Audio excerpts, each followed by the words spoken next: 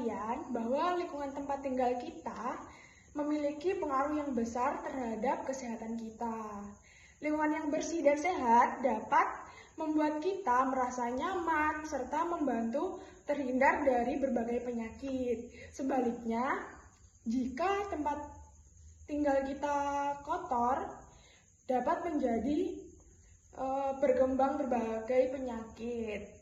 Contohnya, sampah yang dibuang sembarangan dapat menimbulkan bau tidak sedap, mencemari lingkungan, menyumbat saluran air, dan menjadi tempat berkembangbiaknya lalat dan nyamuk.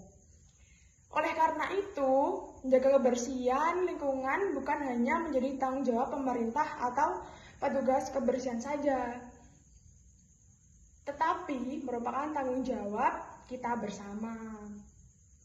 Salah satu masalah lingkungan yang sering kita temui dalam kehidupan sehari-hari yaitu sampah. Sampah berasal dari berbagai aktivitas seperti kegiatan rumah tangga, sekolah, kampus, maupun tempat bekerja. Jika sampah tidak dikelola dengan baik, sampah dapat menumpuk dan menyebabkan berbagai masalah penyakit. Sampah yang menumpuk dapat menjadi tempat berkembangnya lalat, kecoa, dan tikus yang dapat membawa berbagai kuman menyebabkan penyakit. Selain itu, sampah menyumbat saluran air dapat menyebabkan genangan air dan meningkatkan risiko munculnya penyakit seperti demam berdarah. Oleh karena itu, salah satu tindakan sederhana yang dapat kita lakukan adalah membuang sampah pada tempatnya. Tidak hanya membuang sampah pada tempatnya, kita juga perlu membiasakan diri untuk memilah sampah. Sampah organik seperti sisa makanan dan daun yang dipisahkan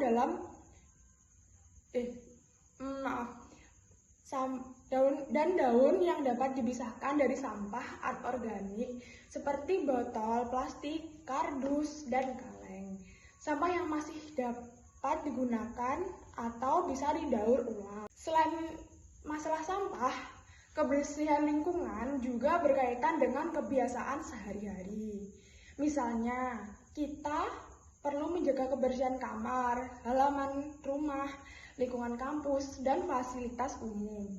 Membersihkan lingkungan secara rutin dapat mengurangi debu, kotoran, serta dapat berkembangnya berbagai serangga dan hewan pembawa penyakit lainnya.